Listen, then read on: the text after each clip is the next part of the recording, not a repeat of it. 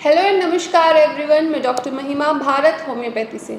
आज हम बात करेंगे अस्थमा और सीओपीडी में एक बेसिक अंतर क्या होता है। जो कि पेशेंट्स होते हैं उनको अस्थमा तो मालूम होता है, अस्थमा बहुत एक कॉमन बीमारी है जो कि हर इंसान को मालूम होता है कि अस्थमा को दमा कहते हैं और अस्थमा में सांस फूलता है, सांस की बीमारी होती है। पर बहुत पेशेंट्स अनअवेयर होते हैं कि सीओपीडी क्या होता है और सीओपीडी में सिम्टम क्या आते हैं और अस्थमा और सीओपीडी में अंतर क्या होता है। तो आज हम इसी टॉपिक के बारे में बात करेंगे।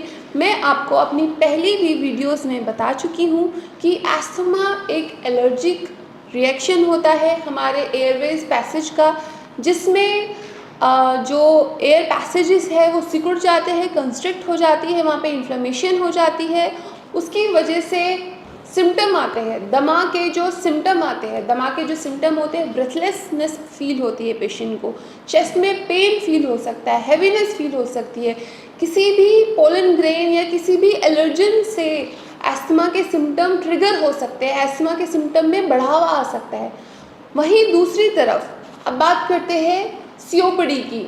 सीओपीडी का नाम है क्रॉनिक ऑब्स्ट्रक्टिव पल्मोनरी डिसऑर्डर। जैसे ही इसका नाम है कि क्रॉनिक है, ये लंबे समय से चली आ रही एक बीमारी है जिसको हमने ही अपनी बॉडी में डेवलप किया है।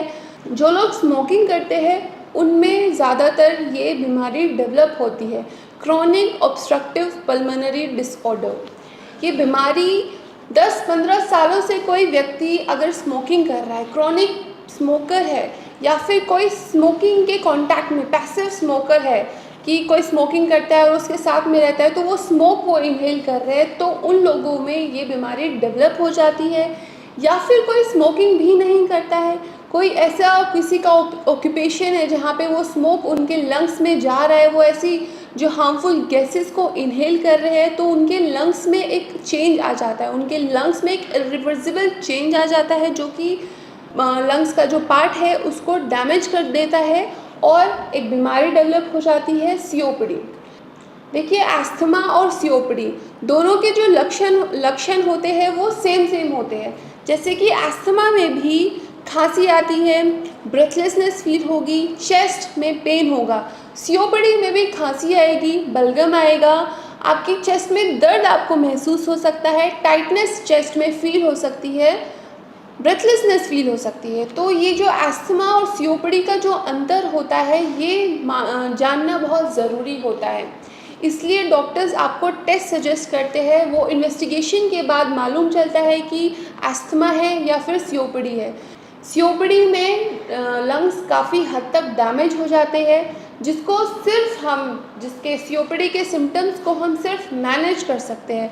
उसके जो सिम्टम है, जो लंग्स जो पार्ट डैमेज हुआ है वो ठीक नहीं हो सकता है क्योंकि वो इरिवर्सिबल डैमेज हो जाता है, बट सीओपीडी को मैनेज किया जा सकता है।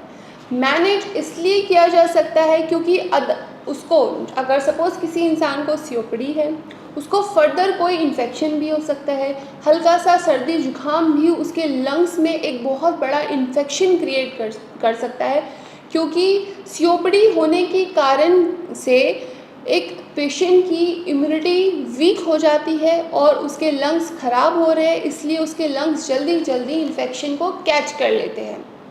तो सीओपीडी का जो पेशेंट है उसका इलाज जो मैनेज हम कर सकते हैं, उसका इलाज बहुत इम्पोर्टेंट होता है। अगर आप सीओपीडी के पेशेंट हैं तो ये आपके लिए बहुत इम्पोर्टेंट है कि आप उसका इलाज लें, आप अपने सीओपीडी के लक्षण को मैनेज करें।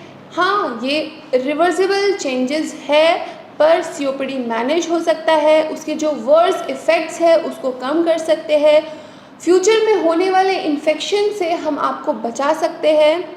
अगर आप सीओपीडी या फिर अस्थमा के पेशेंट हैं, उसके लक्षण आपको परेशान कर रहे हैं, डेली एक्टिविटीज़ आपको नहीं करने दे रहे हैं, बहुत हताश हो चुके हैं, तो आप भारत होम्योपैथी में आकर डॉक्टर्स से ऑनलाइन कंसल्टेशन के थ्रू उनसे कनेक्ट हो सकते हैं। आप हमसे ओपीडी में आकर विज़िट भी कर सकते हैं। हम आपके सीओपीडी के जो सिम्टम है, जो सीओपीडी है आपका, उसको बिल्कुल मैनेज करेंगे, आपको इम्यूनिटी आपकी डेवलप करेंगे जिससे आप इन्फेक्शन से बचे रहें। धन्यवाद।